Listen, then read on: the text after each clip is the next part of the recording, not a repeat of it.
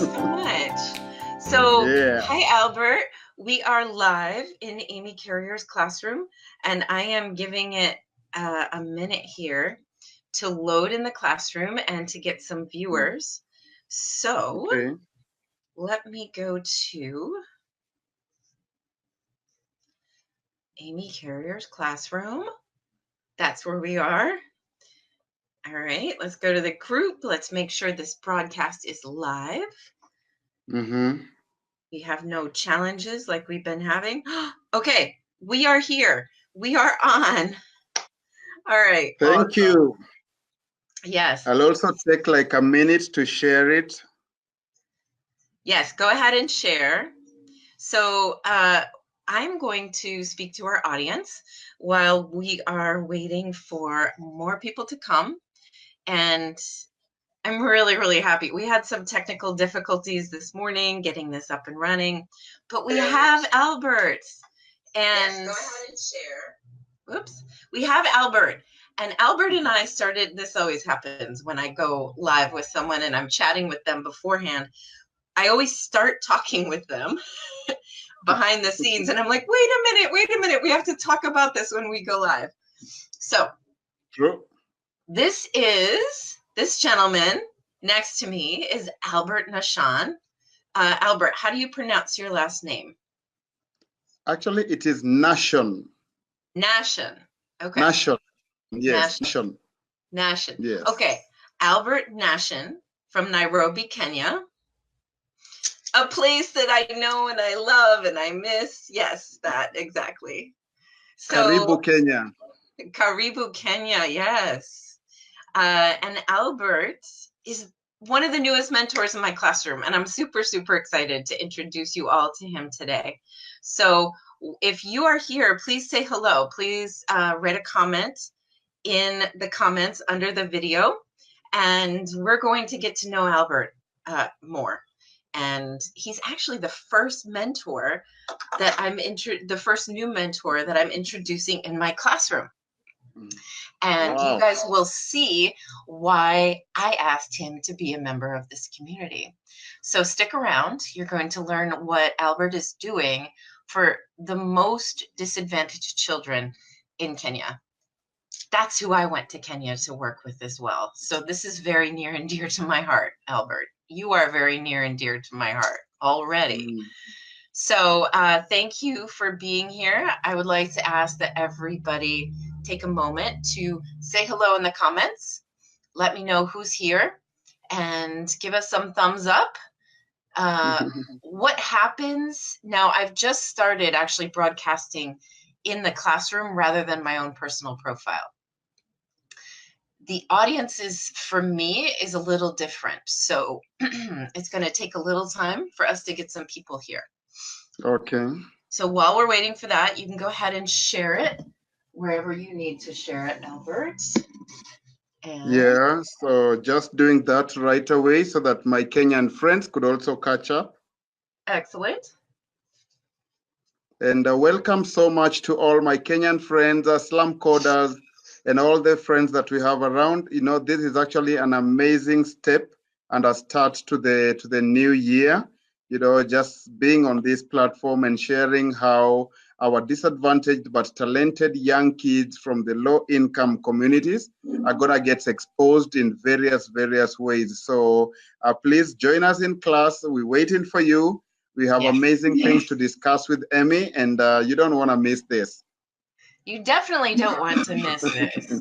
And you don't want to miss this gentleman, because Albert is actually the first person we have in the classroom as a mentor from North Africa, from the northern part of the continent. Yes. Those of you watching this who've been members of the classroom for a while, you may know Arthi and Jan, and they're in South Africa. But I've wanted someone from Kenya, and I found him. And Albert is really an incredible human being doing really amazing work. So what I'm going to do now is, once again, I'm going to ask those of you who are watching us to please comment, please say hello, and please share this video. If you know anyone in Kenya, anywhere in Africa who wants to benefit from learning how to become a social entrepreneur, this is the guy you need to be here for today. So, once again, my name is Amy Carrier. I am the founder of Amy Carrier's Classroom. And the gentleman with me today is one of my newest mentor teachers in the classroom. His name is Albert Nashon. And Albert just went through the training over this past weekend with a group of other new mentors. And he chose today to go live with me to meet you all. So he and I are both very excited about this. We're going to have a conversation, but I'm going to start by asking him to please tell us about yourself, Albert. Tell us what you do, where you are, and why you do what you do. What's your background on that? All right. Thank you so much again, one more time, for this opportunity. As you have all heard, my name is Albert Nashon. Actually, that is a brand name that I go with. I have so many other names on my ID that I do not want to talk about here. But yes, I am Kenyan by birth, by nationality, by citizenry, and all that. And so I am in Nairobi, married to one wife and 3 amazing kids, 2 boys and one young girl. And basically, the passion and the purpose that I have of what I need to share with the world today is about my own life, upbringing, personal development, education, and stuff like that. And so I'm the founder of an organization called the Slum Code Group. And Slum Code was founded in the year 2006 out there in a place called Huruma. Huruma is just next to Mathare area, which is also another major slum in Nairobi. And as you know, many young people born in underprivileged communities or neighborhoods would not necessarily have opportunities that help them to exploit their potential, to become greater people in their communities and stuff like that. And so being the entrepreneurial person that I believe I have always been, I came together with young people and said, hey, why don't we set up something that can help us to share ideas, harness our potentials, and really connect to the world in a wide way. And so that is how in June of 2006, that's how we came up with Slum Code. And so today, close to about almost headed to 13 years later, we've been able to transform so much in the community that we live in. And fast forward, today we are setting up what we call the Slum Code Innovations and Creatives Hub. In a nutshell, we call it the SLIC Club in short. So we will be talking about this moving forward. Wonderful. I'm getting feedback. Do you have a speaker on your computer? Is the video playing anywhere? Yes. Yeah, you've got to mute that or turn it off. Okay, I have done that. I think my phone was also on. Let me get it off so that you don't have that. Excellent. Okay. Okay. Yes. So let me go back to the audience for a minute. I see that there are several people here watching. Please say something in the comments. Lisette, how are you? Lisette is welcoming Albert in Amy's amazing classroom, she says. Hi, Mara Khan. How are you? Mara, this is Albert from Nairobi, Kenya. He's the newest mentor in my classroom. Isn't that amazing? And I'm really excited about what Albert was just describing. Slum Code, what is it again? Yeah, the Slum Code Group, which is currently working on the Slum Code Innovations and Creatives Hub. In a nutshell, call it the SLIC Club. Yes, the SLIC Club. All right. Yeah, because one of the things when I first connected with you that I thought was really amazing is that you are connecting with the young people who are living in the slums. And the slum in the slums out just outside of Nairobi or in Nairobi, what is the big one? Everybody knows that as Kibera. Kibera? Yeah.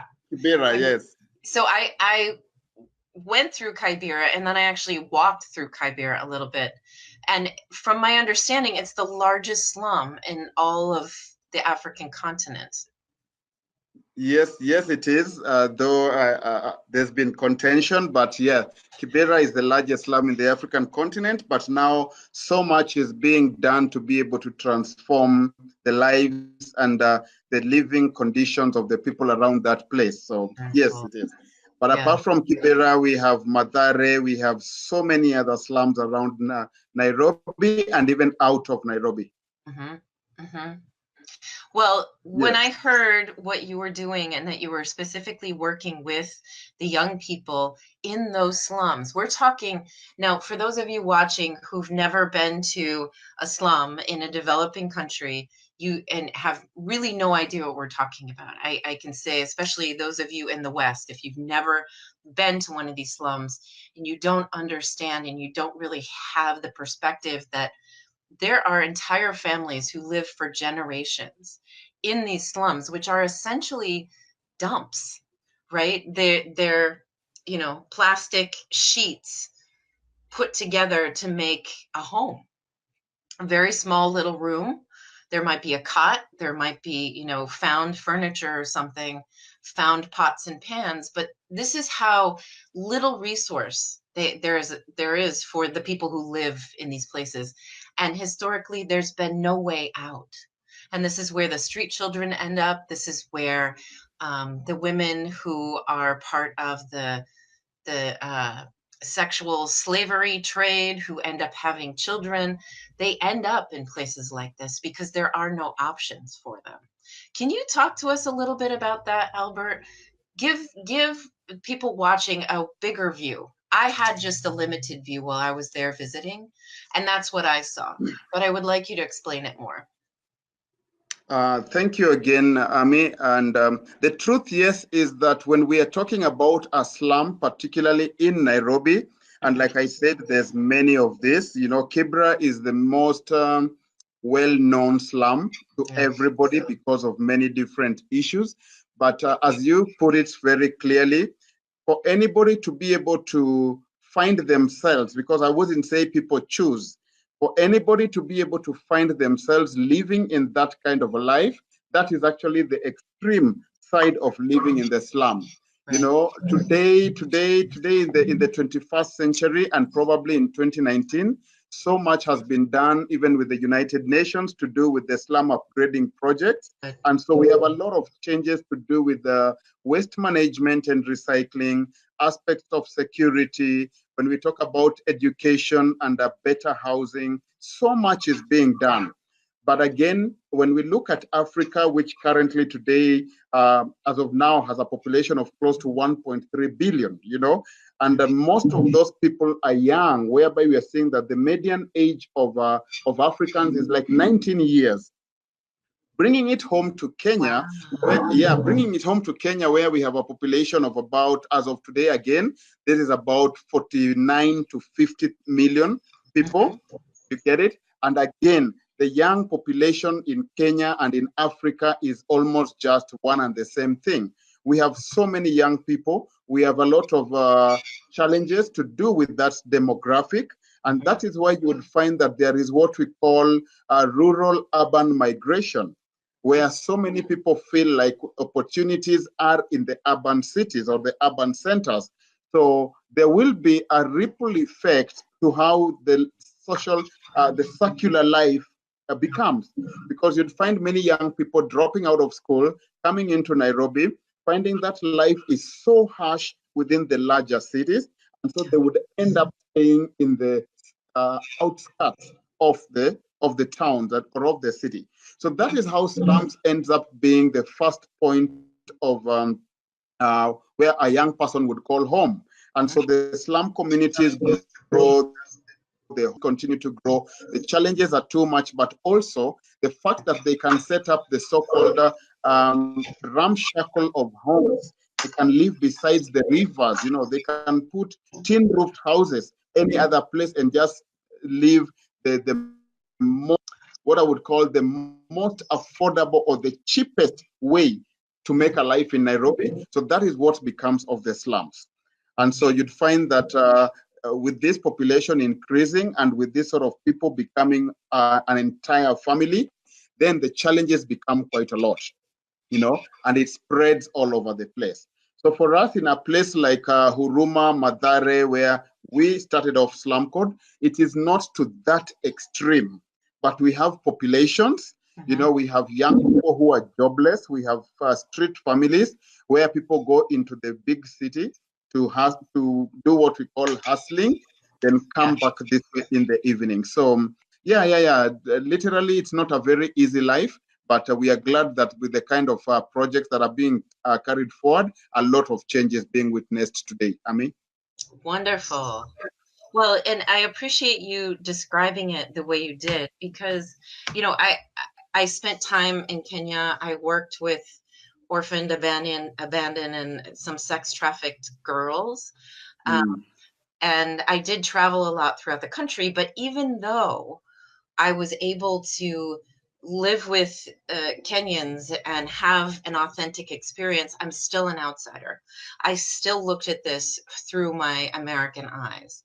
And one of the things that happened when I came home is I understood there's this thing that kind of happens where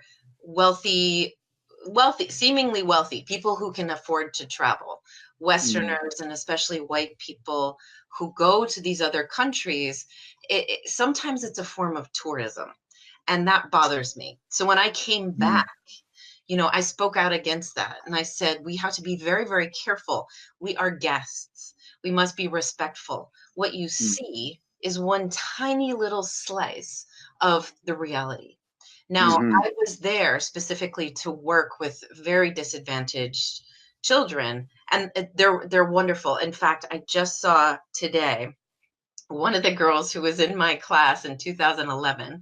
Her name was Brenda. She just posted on Facebook. She became an advocate, which to those of us in the West call a lawyer. And as an advocate, so there was 2 photos of her in her new law firm. And standing, she looked so brilliant, just standing there right in front of the sign of the law firm. And knowing her history and her past, I recall her saying that she wanted to become an advocate, to stand up for other children and especially other girls who had gone through the really horrifying things that she had gone through. So, there are ways that if you just look at something from the outside and you just make an assumption about that story, that person's experience, you can put those people into very small little bubbles of what you consider to be their reality from the outside. So this is why I'm taking a moment just to talk about this and say that the experience, even though I was invited to be there and to work with these children, it humbled me more than I could ever explain. And I traveled all around the country. I visited many, many schools, and I actually found that the poorest government schools were the ones who were actually trying to address the needs of disabled children. I didn't see disabled children in any of the other wealthier schools. So everything has, there's several different ways to look at everything, right? Very true. Yeah, so I appreciate you explaining the slums, but I want to get back to Slum Code. I want to know more about what you're doing with these kids. I've seen some of your videos on your YouTube channel. I'm really inspired. There are some amazing rappers and musicians and artists, and that excites me because when I was teaching, when I was working with teenagers, music brings them together. Music gives them a voice. Music allows them to move and shake and feel things in a way that if you just try and teach entrepreneurship from the mental level and, go, it's the grind, they kind of don't get it. So I love your model. Tell me about what you're doing in Slum Code. Yeah. Thank you so much again, and I'm so glad that we've understood this. So like I said, Slum Code having been founded, the core vision of Slum Code is an informed and connected neighborhood living sustainable lives. You get it? And so we looked at how then do we expose our young people to the wider world and be able to harness the opportunities of our networks and bring all these resources to the grassroots, whereby a child would be able to wake up in the morning and find a one-stop shop of sorts where they can be able to access a library, they can access the internet, they can meet mentors and stuff like that. Because in my nature and in my belief, like I said, Slum Code is basically my story. Having grown up without a mentor, without opportunities, without probably a parent who would really focus on building your career and all that stuff, and you find that you have to work out your future by yourself. You have to let the external environment shape your thinking, shape your behavior, and open you up to a lot of the resources. So I realized that this is not what I want many kids in the slums or in low-income neighborhoods to be able to experience the same. And so my idea with the young people we started off Slum Code with was, how then do we bring up a resource center or create a service and product that would be able to let the young people from this kind of communities become the greatest of the greatest? And that is what Slum Code literally does. So back in Huruma, we set up what we call the Slum Code Center, and we were able to do quite a lot of things. One thing that excited me so much was back in 2011. Looks like this is when you were in Kenya, Ami. In 2011, I had just started doing my stuff on Facebook, and there was this CNN Heroes Awards, and so we were setting up a library, the first of its kind in that area of Huruma. And so I went to CNN Facebook page, and I was so excited about CNN Heroes. And I wanted to know, who are these heroes on CNN? What do they do? What do they accomplish? So while on the CNN Heroes wall, I posted there that we are building up this library, and we are looking for everybody from any part of the world who can buy one motivational book, autograph it with their name, their country, and write a message and send it to us in Nairobi. So the idea was to mobilize as many books from as many people globally. And guess what happened? One friend from the US, actually in North Carolina, who also happened to have been running a project called My Dream is Possible, read CNN Heroes Watch, and Michael Catlow told me that, Albert, I've seen your vision. We want to make that dream possible. Long story, short story, within about 6 weeks, a whole container of resources had been put together from the effort of so many people in the US. And this came to Nairobi after about a year, and we set up the library. So when I'm looking at what is behind you, Ami, I get very impressed, because we were able to bring, we brought books, we brought learning material, we did quite a lot of stuff, and the library became operational. Now, to me, that was sort of like a life-changing moment for the kids in that area. So we've always grown from one step to another by setting up that library, by putting up the computers and the internet resources through the partnership of different stakeholders. And so that is the journey that Slum Code has taken over the years. So from just a simple library, today we are working on what I told you we call the Slick Lab. And again, the Slum Code Innovations and Creative Space is a safe space, safe, accessible space where young people from the neighborhood, low-income areas, could simply leave their homes or walk from their schools and walk into the Slum Code Center. But at the same time, be able to have a Skype call with you, be able to connect with kids from other schools internationally, be able to harness their talent, bring in their potential, and just really make their skill come to be what really develops and builds them in a different way. Yeah. So that is what Slum Code is all about as we are building it today. Oh my gosh, I love that. So I'm still getting some feedback. When I speak, I hear a weird sound. Does anybody watching this hear that weird sound? If it's not bothering the viewers, I can live with it. But you don't have any other device playing this, right? Not really. Okay. Okay. So, by the way, I just tagged a gentleman named Craig in the comments here. I worked with him when I was in Kenya, so I hope he catches up with you and connects with you. Hi, Craig, if Yes. you watch. Um, so it sounds like you're getting resources from other places, and I also know. Let me actually back up. Your story. This I think is very important, and this is why I built this classroom. Your story, even though you're from Nairobi, I'm from New York, your story of your upbringing, not having guidance, parental guidance for how to build a career, not having money, not having resources, that's also my story. That is why, yeah, that is also why I've been doing what I've been doing, yeah, for uh, 18 years.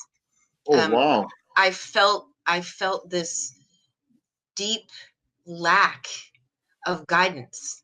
And I was young and I didn't know how to get these things. And, thankfully I was smart. So I could kind of put things together. And I was really good at observing other people. So I would watch behaviors and I would, or watch people, pay attention to their behaviors. What choices are they making? But once I once I kind of successfully got somewhere, I finished college, I got my first job. I said, you know what, I don't want anyone to go through what I went through. And I, I think you could maybe relate to this as well. When you go through that process of trying to move up, at least when I was younger, there was also shame. There was also a lot of trying to pretend that you didn't come from that background. And so, because I was really good at observing people and learning how to speak professionally, and I worked hard to make myself, to bring myself forward, one of the things I didn't really understand how to work through was that feeling that I didn't ever want to talk about where I came from. I didn't ever want anyone to kind of judge me based on that.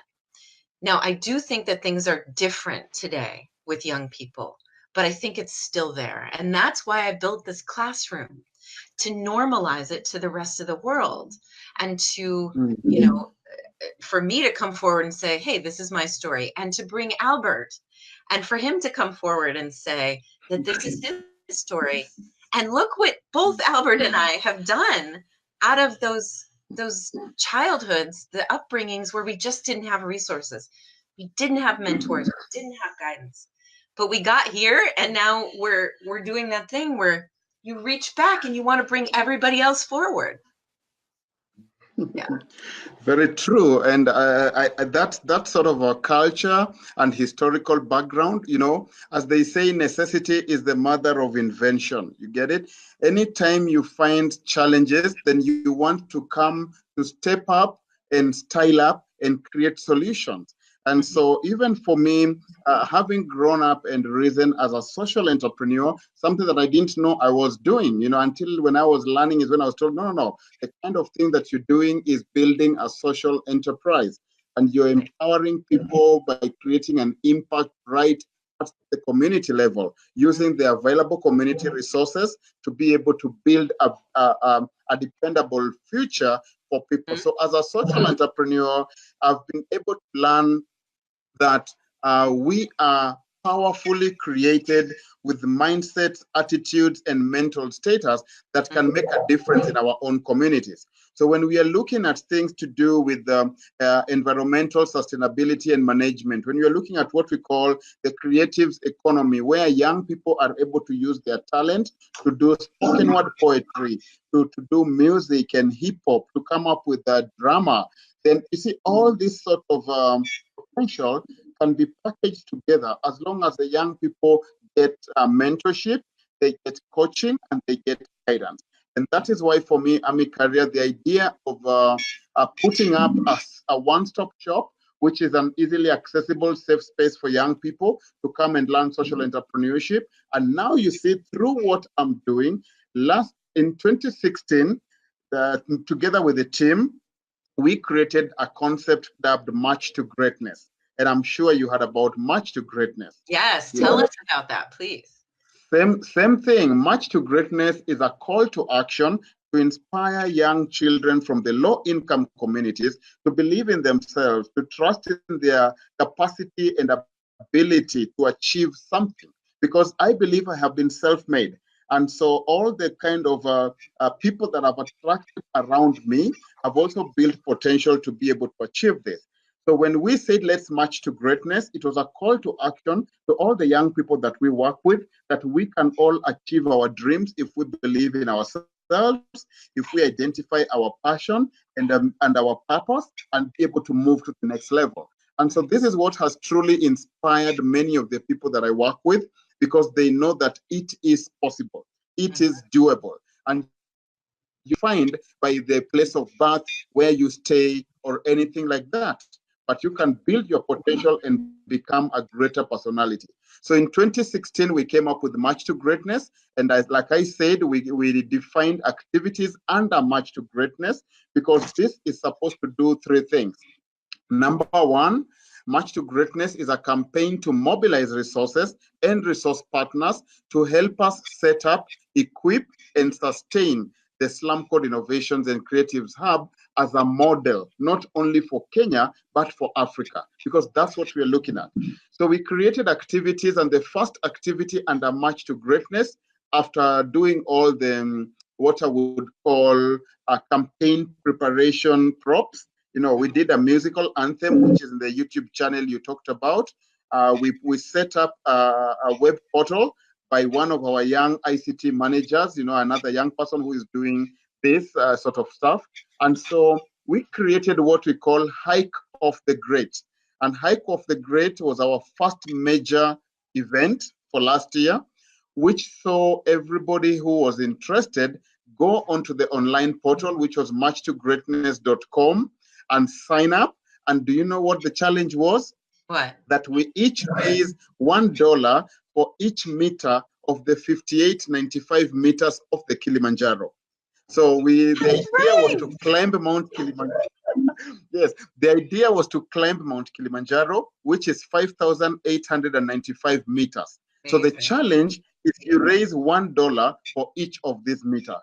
And you see, that is something that literally pulled our young people out of the comfort zone. So when we talk about helping young people to become active social entrepreneurs, to train them on entrepreneurship and aspects and behaviors of modeling themselves to become great people, then throwing them out of the comfort zone into the hot waters was something that we really needed to do. It was an exciting 1 year. Two of us made it to the top of Mount Kilimanjaro, me and a friend of mine from Michigan in the US. You get it? And yes, and that was round number one. So this year we are doing it again. And again, like I said, it's a whole process of training our young people to be able to know how to fundraise, how to network, how to leverage on social media, how to build concepts, and how to work on a long-term vision. So again, social entrepreneurship at its best. Ami? I love it. And you're teaching them how to set goals and how to talk to other people to raise money. Just give me $1. One bob, right? Just give me one bob for every meter that I'm going to walk. It's amazing. It's incredible. Exactly. So we actually have a comment here from Lisette, who is one of the other new mentors in the classroom. Stay tuned. I'm going to be introducing Lisette on a future Monday broadcast that I do. And her question is, can you share with us, Albert, what are you most proud of concerning the amazing work you do? What are you most proud of? Kind of sounds like it's the not the march to great, the climb to greatness. What is that? Hike. We call it hike of the great. Hike of the great, yes. Yeah. But I think this is a wonderful question from Lisette. What are you most proud of from all of your accomplishments? I think for me, what I'm most proud of, like I said, is every single day when I wake up And I see a child who started coming to the Slum Code Center back in 2006, today having achieved doing some business, having a family, and saying, Albert, thank you so much for the space that you and your team created back then. It defined me, it made me who I am today, and it has made me even many other people. So to me, investing in human capital, it has been the most amazing thing. Just looking at that journey and seeing, wow, you are able to count a number of young people whose lives have been transformed because of that simple step that you took. To me, that makes it all happen. Every other thing is material. They come and go. But the human beings, the young people whose lives were touched and today have families and always continue to be grateful, that makes me sleep at peace, knowing that we have achieved this and we are able to transform much more lives. It's amazing, isn't it? Yes, it is. Yes, it is. And you get to watch them grow up and have children and become successful, whatever their definition of success is, and be happy and contribute. Yeah, I know that feeling. To anyone who's ever been a mentor to young people or been a teacher, you know that feeling. And when they're not your own children, it's incredible. It really is incredible. So thank you, Lisette, for that question. And Lisette loves your answer. She said it's beautiful. Is there anybody else? Thank you. Is there anybody else watching who has a question for Albert? I'm going to have him talk about why he joined my virtual classroom and what he plans to teach. But I want to give you all an opportunity to ask Albert a question if you have something. Oh, Naimo's here. Naimo, she's in the comments as Umu Zachariah. Naimo's here. She's wishing you well. She says, Mashallah. And sure.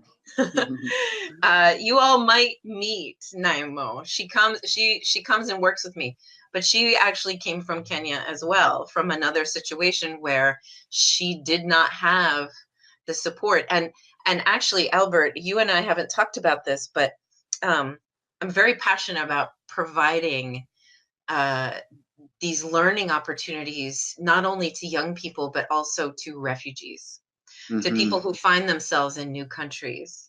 So that's just a side note. And who's on here is Umu Zachariah, Naimo. I really hope to introduce to you all. I told her about you, Albert.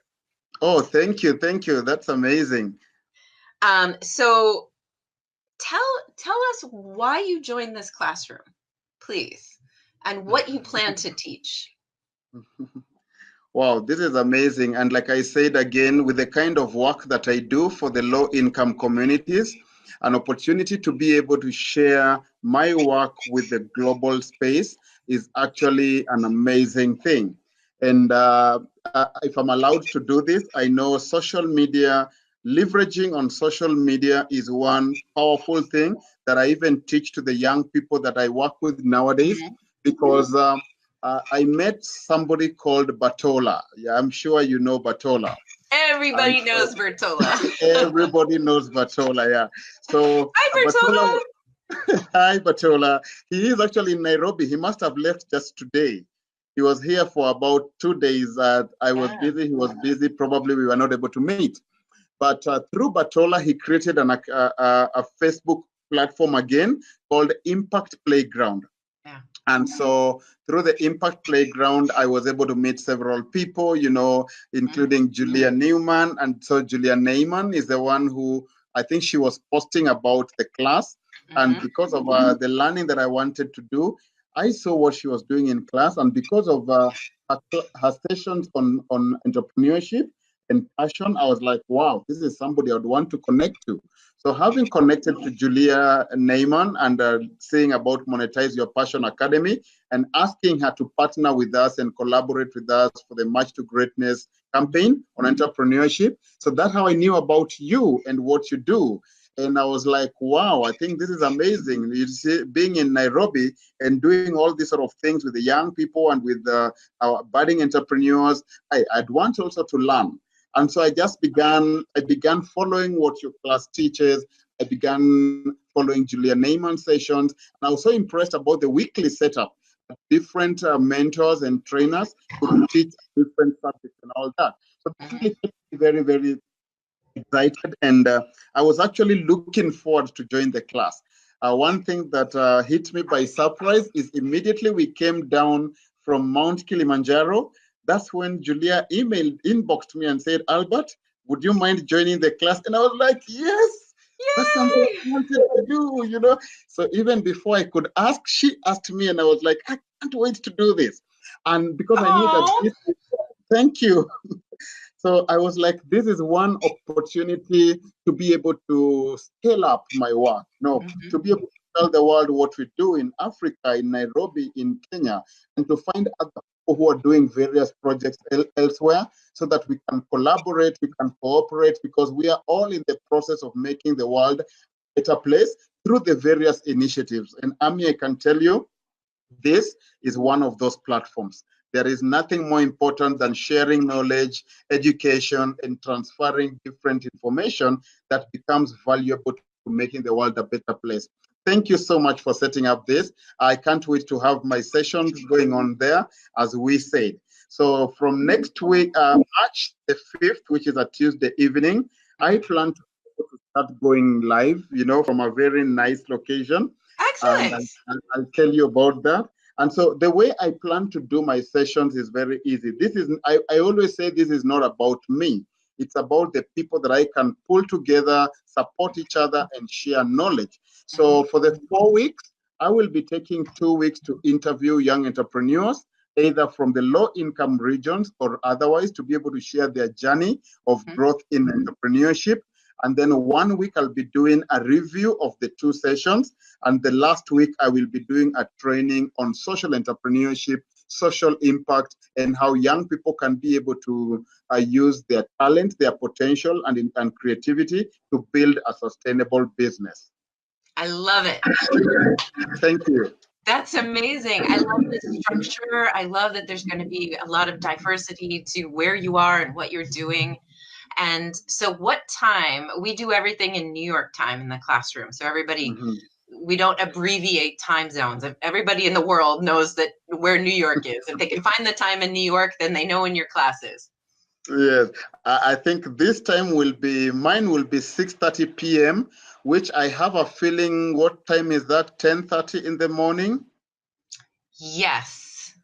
Yeah, should be around. I think you're 8 hours ahead right now. 8 hours, yes. So 6:30 p.m. in Kenya should be about probably 10:30 in the morning. Okay. I hope you'll be having your tea break by then to join us. Yes.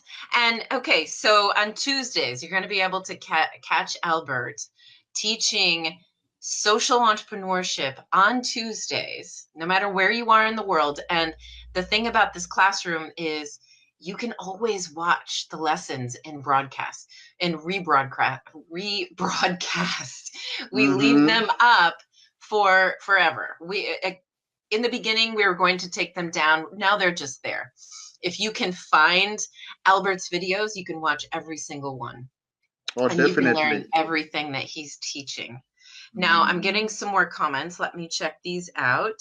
You're being welcomed. Shiraz Qureshi says, welcome, Albert, sir. It's good to see you, too. Carol Kimani says, welcome, Albert. Love what you are doing in Kenya. And Carol has a connection to Kenya, so I hope the two of you can connect. Yeah, I heard the name Kimani is Kenyan. Hi, yes. Carol. Yes. Carol's a friend of our classroom, so she's been around. Lisette is asking, what is your ultimate wish to achieve this upcoming year? Wow. She's good with questions, isn't she? Oh, yes. I love what Lisette is asking. This year, what I want to do, like I said, for March to Greatness campaign, we were able to do like 2 people to Kilimanjaro. And for me, the campaign would be most successful if we continue to increase the number. So this year, we are looking at taking 15 people at the minimum to Mount Kilimanjaro and having raised the target of $58.95. You get it? So yes. that's basically my one-liner wish. 15 people each having raised $58.95 towards the Slum Code Innovations and Creatives Center. Oh, that's amazing. That's an incredible goal. So let's see what other comments we have here. Cynthia Reynolds, how are you? She says she looks forward to seeing Albert's work amplified. Me too, Cynthia. He's amazing. Yes. Yes. And yes. Say a big hello to Cynthia Reynolds. Hi, Cynthia. I know. We love Cynthia, don't we? Oh, yes. I know. Hi, Cynthia. I miss you. Okay, so I'd like to know, so we know that you're going to be teaching with this really interesting structure of 2 interviews, and then you're going to be doing some kind of showing people, and then you're going to do a recap. Why don't you go through in any given month and just explain that week by week really quickly so that the viewers know what you're doing so that they can tune in and watch you every Tuesday. All right. Yeah. So like I said, 4 weeks in a month, every Tuesday. First Tuesday, I would be interviewing either a gentleman or a lady. Second Tuesday, another interview, either gentleman or a lady. Then the third Tuesday, I'll be doing a teaching, a class on a specific topic on social entrepreneurship. And then the fourth Tuesday, that's when I do a review of what we've learned for the month, so that it can just keep everybody up to date. This is what we talked about. And then also do sort of like a forecast, a precast on what we will be doing the next coming month, introducing a speaker in brief and all that sort of stuff. So it will be the first 2 weeks of interviews. Then I will be doing a teaching on the same. And then the fourth week, then we do a review and we talk about the coming month. I love it. And I also love that you're committed to interviewing a male and a female every month. Yes, yes. Which is so important. And not just a male and a female, but young entrepreneurs who are making it happen. Yes, yes. I love it. Thank you. I love it. So I'm so happy to have you here. And I'm thinking about that climb up Kilimanjaro. I wish I could do that. Maybe there's a way that, I don't know, you can bring my spirit with you to do that climb. But I also love that your personal journey, going up Kilimanjaro, connecting it to your work, coming back down and having that invitation to join the classroom just there waiting for you when you were already thinking about it. I love the way the universe does things like that. No, that was actually super. And so for me, when I had that, I was like, this is a march to greatness, Aww. And there is nothing more important than coming up with a phrase or a tagline that actually falls into within the journey of your life, So every single day when I wake up and I work with the young people and we keep on saying, how is your march to greatness going? Because during the whole of this, that's fine. During the whole of this process, I know I personally, like I said, I like doing so many things based on my personal journey. And I came up with a mantra that says that we may all not climb mountains, but we all can help each other climb and conquer the mountains in their lives. You get it? Because, yes. Thank you. Because that is what we are all doing. Thank you. I appreciate. I'm actually coming up with my first ever book. It is titled Facing Up, and that is the opening mantra. That's the opening phase of the first page. Wow. Get it? So my life has literally been so transformed by everything that I'm doing. So September, I will be launching that book. And I know me and you probably will talk. You'll do some sort of like forward. Yes. You get it? So everything about March to Greatness is about a real life situation. And when it is all said and done, we'll be able to look back and say, thank God we did what we did because we were able to help everybody come up. So everybody is invited to join us for the Kilimanjaro, including you. I believe you have about 9 months of preparation. Well, I can't personally climb, but I will be there somehow. That's for sure. Thank you. Thank you. Now, I want to ask you, number one, will you invite your students that you're working with to join our classroom so that they can learn so much more? so they can learn about leadership, so they can learn about self-confidence, so they can learn about all of the things that the other mentors are teaching? Will you ask them to join the classroom? I think it's not even whether I will, it's about when did I start. Oh, it's Because, already started. yeah, I know you have already about 5 in the classroom. You just Excellent. didn't know. High Yeah, five. but there is one young person called Poeta Dennis. Uh-huh. Poeta is a spoken word artist who came to Slum Code immediately. He finished his school, and he's currently running the Artist Hub, and he runs monthly poetic events. We have Solomon, we have Renalda, uh, all these people, they're Wonderful. already there. So it's a continuous process. This is big, and Wonderful. I cannot have it by myself. I have to share with as many people. Good. And as you know it, as I've already asked you, you are now our ambassador for the northern part of the African continent.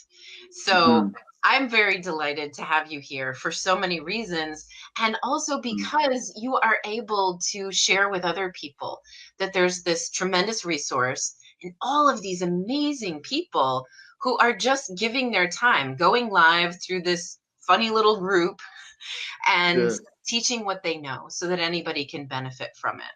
So I just want to say thank you for being our Northern Africa ambassador for the classroom and for And bringing, yeah. I wanted to say thank you so much, because for me, this is not just about teaching in the classes, but I can foresee this blowing up into something much bigger than probably even you imagined, Ami.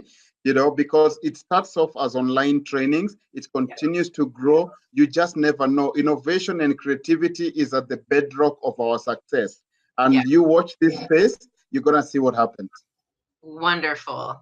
Well, Albert, I'm so excited to talk with you, and I have so enjoyed our conversation. I'm sorry we had technical difficulties, plus I'm not feeling well today, but we I get finally it. made it happen. And I love that you're the first new mentor that I get to bring in. I mean, Thank you. all the others are incredible as well, but we have to do this one at a time for obvious reasons. But I want to say to the members of our classroom, I hope that you all find the time to check in with what Albert's doing, because he's really taking our classroom and coming up with a new approach to mentoring you, to teaching during his time. So make sure you tune in for that. You will meet more people. You will discover new ideas. He will present you with new ways of thinking of things and new resources. And it's all for those of us, and it's the majority of people who are in their hearts becoming social entrepreneurs, who want to make a difference in their communities with the people that they know, with the young people that they see growing up. Where there's a need, so many of us, I love it. I love it. The fact that this is now happening when I've watched my career and I've kind of tried to pull people. I wanted more people, come, do more, give back. It wasn't quite the time for that when I started doing it 18 years ago, but now is the time, and I love it. And partly, that's really interesting because I started 18 years ago. That is an entire life, right? Oh yes, So oh that yes. child who was born the year that I started is now 18 years old and is an adult. Yeah. So And that's in Kenya, I was just gonna say that when you turn 18 in Kenya, you are now an adult. You get an identity card, and now you're able to do much more stuff. So for 18 years, can you imagine what you've impacted in the life of a young person?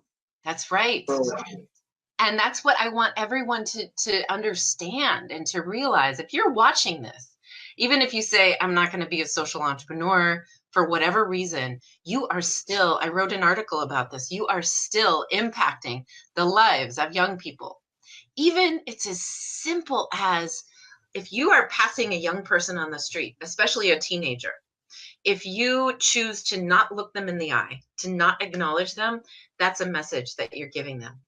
If, on the other hand, you choose to say hello, say what's up, tell them that, you can hear the music they're listening to, tell them you like it, tell them you like the jacket they're wearing. Or sometimes, if you're standing still at a bus stop, start a conversation. That's how young people feel inspired and feel supported by the adults around them. I believe that's our responsibility. Oh, yes. And for those of us or for those young people who aren't getting that, that's what this classroom is for. So I also want to remind everyone here that this is a place of questions. You only learn by asking questions. And it's not something to be afraid of or ashamed of. And I know that if you have any questions about building something that matters in the world, about becoming a social entrepreneur, Albert will answer your questions, and he will bring in other people to help answer your questions. Exactly. Yeah. So Albert, Yeah. let me just check really quickly if there's any last comments. We Yes. are getting to the end of our hour. So PJ is, oh, let me go back. Lisette is saying, thank you, Amy and Albert, for this inspiring interview. Thank you, Lisette, for watching. PJ is saying, Africa is the next frontier for e-commerce. We need to talk about how to test some ideas to help your community. There you go. See, this is what happened with the mentor teacher team. We all connect and collaborate. It's like collectively our minds are figuring out how to fix the whole world. And put it all together. Yeah, Powerful. that's why this Powerful. team is so Powerful. amazing. Yeah, exactly. And Lisette says, watch Albert teach on Tuesdays at 10:30. Albert, I'm going to talk with you about the time because I ask everybody to start right on the hour. People might hear in their heads that it's 10:30, but they might think it's 10. So every other mentor, so Salman and I will talk to you about this. Every other mentor I've asked to start right on the hour. If that's possible for you, hopefully we can still make that happen. Yeah, definitely. Okay, great. And that's it. Those are the comments. That's the feedback everyone is giving to you, my friend, for being a part of this community. I want to encourage everybody to make sure that you follow Albert. You can follow him on his personal Facebook profile. You can check out his website. You can learn more about what he's doing. But bring your questions to the classroom. Just post in the classroom, and he will answer your questions for you. So, Albert, is there any final word you would like to say to the viewers watching you today? For me, the way I'm going to summarize this is just to say that opportunities come to those who are prepared.